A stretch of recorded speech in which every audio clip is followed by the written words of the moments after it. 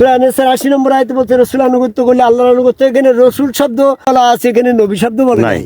ডিসেম্বরের 28 তারিখ 2025 সাল। এই মুহূর্তে আমি আছি সিলেটের সুনামগঞ্জ জেলার জলুরিয়া যে গ্রামটা দেখছি। এখানে পিছনে ভারতের মেঘালয় রাষ্ট্র, এই পাহাড় থেকে নদী নেমে এসেছে, নদীর খরস্রোত চলছে, স্রোত চলছে।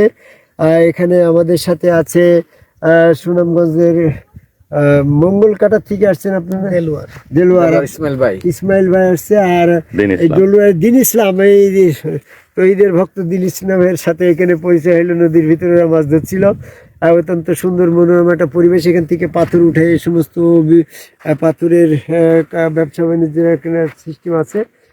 ওই আমি আমার বর্ডার সফরের যে প্রোগ্রাম, তারই ভিতরে আজকের একটা দিন আমি বাংলাদেশের চতুর্দিকে যত বর্ডার আছে প্রত্যেকটা বর্ডারই যাই এরকম একটা ভ্রমণ করার চেষ্টা করি, যেন আমি বাংলাদেশ সম্পর্কে, দেশ সম্পর্কে বা বিভিন্ন পরিবেশ সম্পর্কে একটা ভ্রমণের মাধ্যমে যে জ্ঞান অর্জন করা যায়।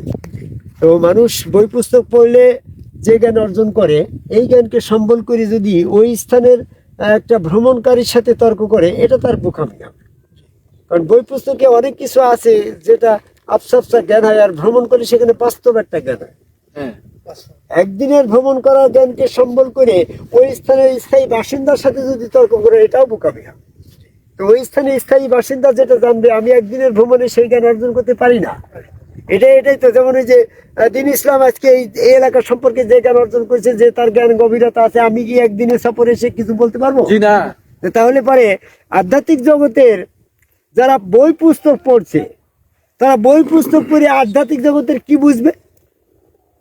যে ব্যক্তি আধ্যাত্মিক জগতের বাসী মানে ভ্রমণ করে আসলো, তার জ্ঞান বই পুস্তকের জ্ঞানের থেকে ঊর্ধ্বে। আর এই একদিন আধ্যাত্মিক জগতে যে সফর করে আসলো, সে যে জ্ঞান অর্জন করলো, সে আধ্যাত্মিক জগতের স্থায়ী বাসিন্দা যে ব্যক্তি গুরুজন, তার সাথে তার জ্ঞানের তুলনা কি করে হয় গো? অবশ্যই। তাহলে একটা ভক্ত হচ্ছে একদিনের ভ্রমণযোগ্য জ্ঞান রাখে, আর একটা পাঠক শুধু পাঠ করার যোগ্য জ্ঞান রাখে, আর একজন সম্মুখ গুরু সে চিরস্থায়ী। যেমন 50টা বছর যাবৎ আমি এই গুরুবাদী ধারায় আদম সেজদার পথে ঠিকই আছি, নাকি? তাহলে আমি তো এখানকার স্থায়ী একটা বাসিন্দা।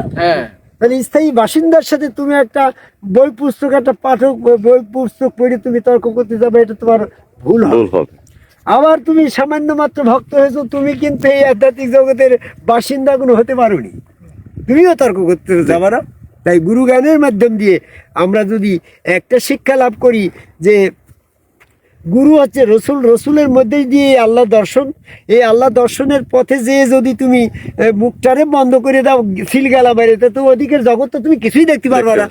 তাহলে রসুলটা হচ্ছে আল্লাহ দেখার বায়না, এখানে যদি তুমি বন্ধ করে দাও, তাই আল্লাহর জগতে ঢুকতে পারছো না। তাই তোমার গুরু, তোমার রসুল, এই বিশ্বাসে যখন তুমি বিশ্বাসী হবা, আল্লাহর জগতের, আধ্যাত্মিক জগতের সমস্ত কিছু তুমি বুঝতে পারবা, তখন তুমি ওই জগতে স্থায়ী বাসিন্দা হয়ে যাবে। এই জন্য বর্তমানে পৃথিবীর মানুষ সবচেয়ে বড় ক্ষতিগ্রস্ত হচ্ছে যে বর্তমানে ইসলামের ভিতরে রসুল সৈন্য, এই রসুল সৈন্য থাকার কারণে আল্লাহ পাকের জগতে পৌঁছানোর সমস্ত দরজা বন্ধ হয়ে গেছে।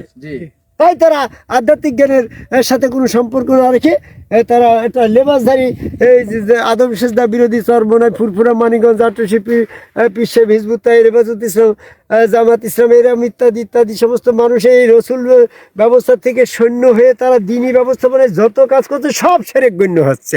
কারণ তুমি যে পথ দিয়ে যাওয়ার কথা সেই পথ দিয়ে না যদি অন্য পথে যাতে বিপদগামী হয়ে যাচ্ছে না। তাই পথভ্রষ্ট। সঠিক পথ হচ্ছে রসুলের হাত, আল্লাহর হাত, রসুলের পাল্লার পা, রসুল চেহারার ভিতরে স্বয়ং আল্লাহ, এটা হচ্ছে সঠিক পথ। ওখানে সেজদা করাটা হচ্ছে সঠিক পথ। আর ওই জায়গার বাদে বাইরের জগতে যা কিছু যা আছে পথভ্রষ্ট, তার ইবলিস পথভ্রষ্ট হয়ে গেল, আদম সেজদা না করে কাফের হয়ে গেল। বর্তমান যারা আদম সেজদা বিরোধী, তারা কাফের হয়ে গেছে, তারা পথভ্রষ্ট আছে। তাই আমি রসুল আছে কি নাই এই তর্কের ভিতরে কিভাবে তোমার কোরআন ভিত্তিক সমাধান পাই, এই ব্যাপারে একটু কথা বলা যায় ইসমাইল ভাই। তাহলে সেটা হচ্ছে এরকম মনোযোগ দিই যে আমি কোরআন গবেষণা করে দেখলাম, নবী শেষ কথাটা কোরআনে সূরা আহজাবের 40 নম্বর আয়াতে বলেছে। কিন্তু যদি আল্লাহ পাক বলে যে নবী না পাঠিয়ে আমি কাউকে শাস্তি দিব না, তো তাহলে পালে আল্লাহ পাক বললো নবী শেষ, আবার নবী না পাঠিয়ে শাস্তি দেবো না কথা যদি আসে, তাহলে পরে তো আর আমাদের এই 1400 বছর পরে আর কাউকে শাস্তি দেওয়ার সুযোগই থাকে না আল্লাহর। তো আল্লাহ তখন চিন্তা করে দেখলো যে হাসিবুল চিশতি যে গান গবেষণা করে শোনাচ্ছে এটা হাসিবুলের গান, এটার সঙ্গে আল্লাহরই গান। আল্লাহ বলছে যে আমি সূরা বনী ইসরাইলে রসুল না পাঠিয়ে কাউকে শাস্তি দেব না। এই আয়াতে যদি আমি নবী শব্দ বলে ফেলতাম তাহলে তো হাসিবুল চিশতি আজকে রসুল প্রমাণ করতে পারতো না। কাজে হাসিবুল চিশতির এই ফাঁকটা রেখে দিলাম আমি, ওখানে নবী শব্দ দিলাম না, রসুল শব্দ দিলাম।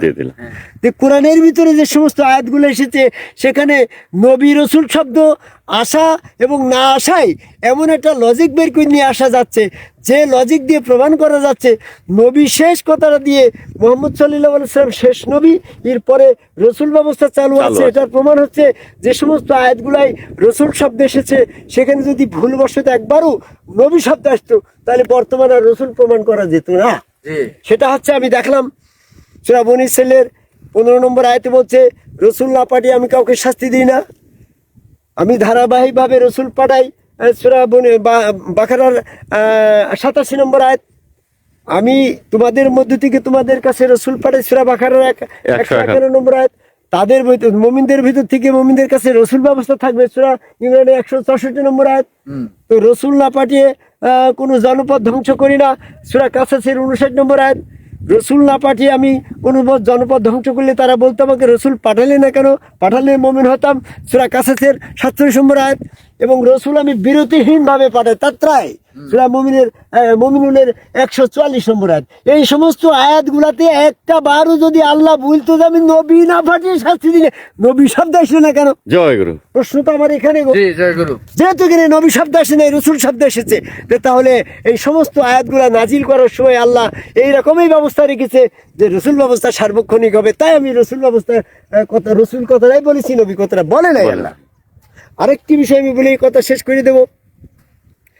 কোরআনের ভিতরে আমি যে সমস্ত আয়াতগুলো দেখেছি যে রসুলের আনুগত্য করো, যেমনটি ভাবে সূরা আহজাবের 33 নম্বর আয়াতে বলছে রসুলের আনুগত্য করো, সূরা আহজাবের 56 নম্বর আয়াতে বলছে রসুলের আনুগত্য করো, এরকম ভাবে সূরা নেসার 69 নম্বর আয়াতে বলছে রসুলের আনুগত্য করো, সূরা নেসার 80 নম্বর আয়াতে বলছে রসুলের আনুগত্য করলে আল্লাহর আনুগত্য। এখানে রসুল শব্দ বলা আছে, এখানে নবী শব্দ বলা নাই। কারণ যদি একবারও বলছে নবীর আনুগত্য করো তাহলে তো নবী আনুগত্য করা তো সম্ভব হতো না গো। এই জন্য আল্লাহ সূক্ষ্মদর্শী মহাজ্ঞানী এই সমস্ত আয়াতগুলাই রসুলের আনুগত্যের কথা বলা হয়েছে, নবীর আনুগত্যের কথা বলে না। এই জন্য নবী এবং রসুল সম্পর্কে যারা একাকার করে ফেলেছে তারাই হচ্ছে ভুল পথে আছে, ভুল জগৎ থেকে বেরিয়ে এসে যার যার গুরু তার রসুল, রসুল সুরত আল্লাহ বিশ্বাসে সেখানে সেজদা ভক্তি দিয়ে রসুলের আনুগত্যের করার আহ্বান করে আমার কথা শেষ করে। জয় গুরু। জয় গুরু।